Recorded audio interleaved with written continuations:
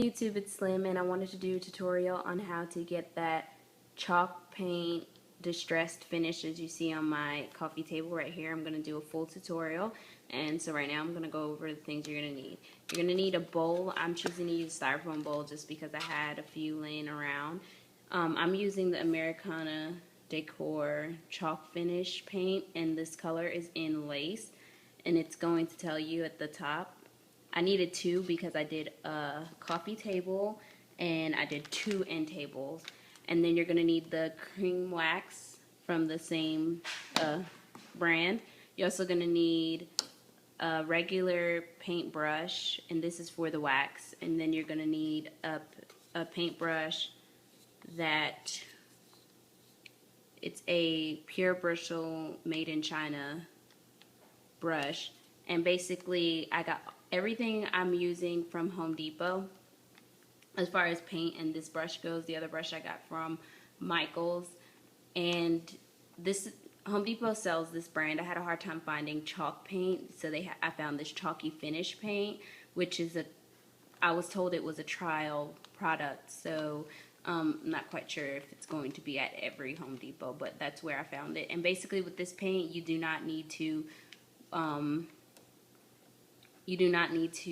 use sandpaper. So I did not use sandpaper to achieve this look. It's kind of like that crackle nail polish. It kind of does it all on its own. So it takes some of the work out of it, and it dries really, really quickly. So now that you have all the material, I'm going to be working on this end table.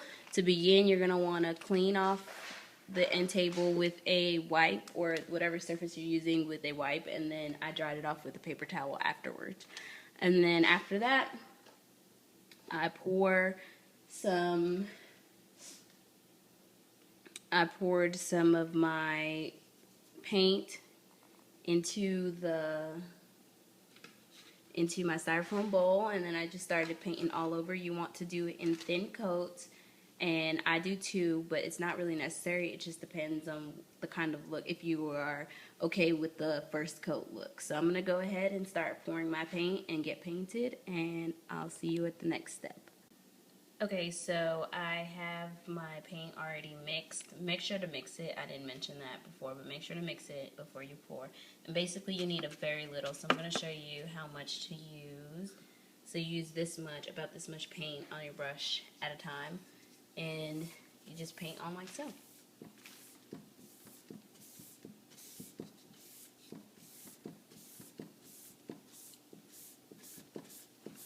And basically I got this set at a yard sale, but I have horrible luck at yard sales. Like, I know a lot of people are like, go to your local yard sale to get stuff like this, but this is the first time I ever got anything decent at a yard sale, and I didn't even go, I wasn't driving around when I found it. It was a Facebook group for my community.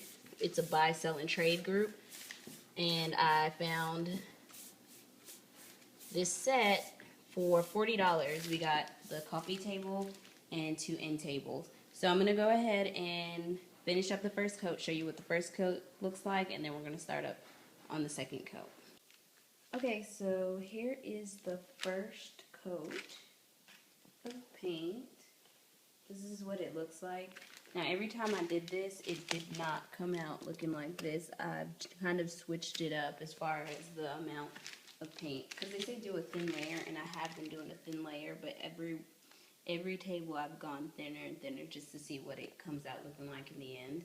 And that little bit that I put in the bowl was enough to also go ahead and do the drawer for it as well. So I'm going to go ahead and pour the same amount inside of the bowl and do the second coat and let it dry, and then I'll come back for the wax portion.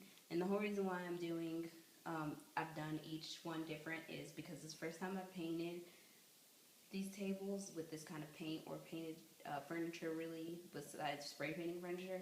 So it's a learning experience for me. And I also didn't want them all to come out the same, because if furniture truly is aged and distressed, then no one piece looks exactly the same, and that's why I like that you don't have to sand this, because I know that instinctively I'd probably accidentally make a lot of the distressing look the same or similar on each piece, not doing it on purpose, but I'm just human. So I like that you don't have to do it, and all the crackling and the breaks in the paint is different on every piece. So like I said, I'll be back after doing the second coat and when it's time to go ahead and add the wax.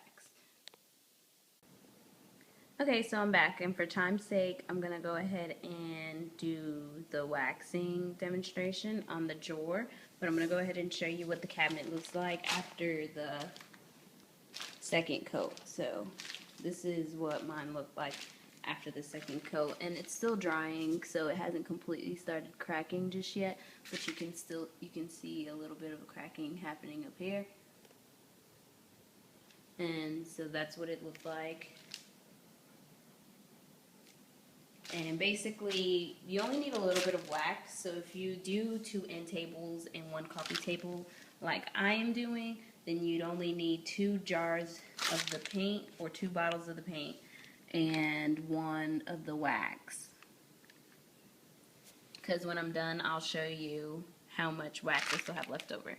So basically, you're going to just put it on like so.